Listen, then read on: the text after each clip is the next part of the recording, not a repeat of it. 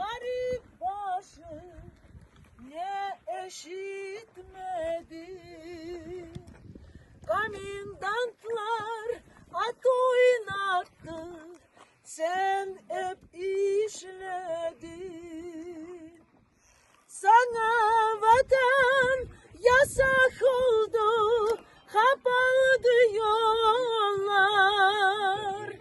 Kırım Tatar satkın diye koyuldu kollar.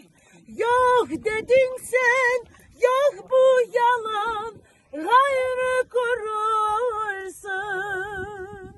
Kırım Tatar satkın degen, gözü kör olsun.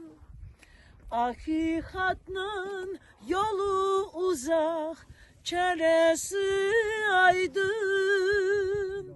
Sağ olayda bugün Tatar çekkenge haydın.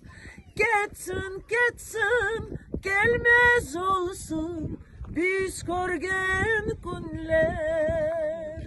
Gurbetlikte ölgenlerini unutur kimler.